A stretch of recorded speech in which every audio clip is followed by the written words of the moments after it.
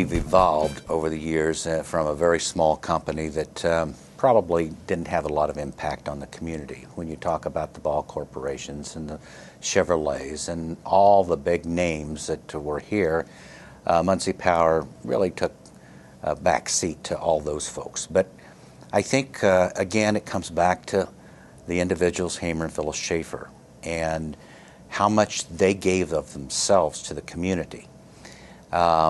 They were involved in so many aspects of this community. But even going back before Hamer and Phyllis, or during the time when Hamer was starting the business, he had a lot of influence from a guy by the name of Ralph Whitinger. And Ralph, of course, I think the community knows, was the accounting firm for the community, and he and Hamer were partners.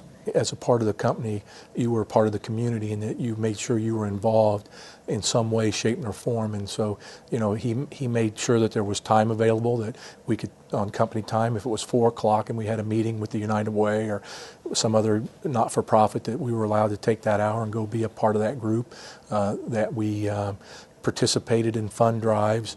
You know, Ball State was no different than the rest of the community. As part of our growth as people, we learned that's what we were supposed to do also. And so all of us that were involved in management and even middle management became involved in boards, whether it was Goodwill or Junior Achievement, whatever the not-for-profit, we all got involved because we knew that's what we were supposed to do, and we were also supposed to contribute. Schaefer Tower, which we can see from here, is just a great example of that. And the one thing that was very easy about it is he wasn't just somebody who talked about it. He actually did it. And so, you know, you just followed his lead, and he educated you on what your responsibility was, and making sure that you understood that the more you could do to improve the community, the better place it was for us all to live. A lot of our people that have been key in the management group and out in the shop and in the office and different areas are Ball State graduates.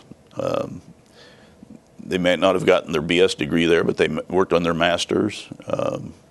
We have an education program within the company which helps if they're working on to finish a degree, that we can participate and help pay for part of that tuition. And I think they've been very successful in providing that technical backup and expertise that we need in not only business. There seems to be a lot of people that promote and support Ball State University. I know Chris is on the Cardinal varsity committee, because I think I helped with a fundraiser one year with that, and you know, Ken is always doing something with them. We've used a number of different Ball State departments to help us on projects, marketing, human resources, extended education. Back in the good old days when we were writing letters.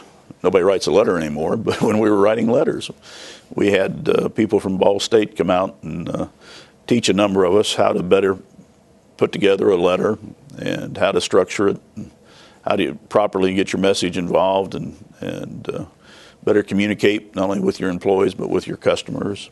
Giving back is part of the requirements, and not a documented requirement, but an unspoken requirement of earning the right to be a leader in this company itself.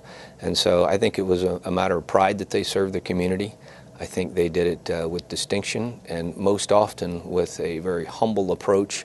Really didn't like to talk about it much, but I think one particular time, the last time I had dinner with Mr. Schaefer, and it was a pregnant pause in our whole conversation, and nobody was really speaking. I think it was his 93rd birthday, and I said, Mr. Schaefer, I said, if you had one word of wisdom to give to us here at the table, what would it be? And he paused for another 60 seconds, and he looked me right in the eye, and he didn't talk to anybody else, he just talked to me. And what he said was, keep it going. And I knew at that very minute, it wasn't just, you know, keep the sales going or the profits going, but keep this whole idea of is we take care of the company, we take care of our community, and if we do that, we take care of each other, and this thing will go on for many years to come.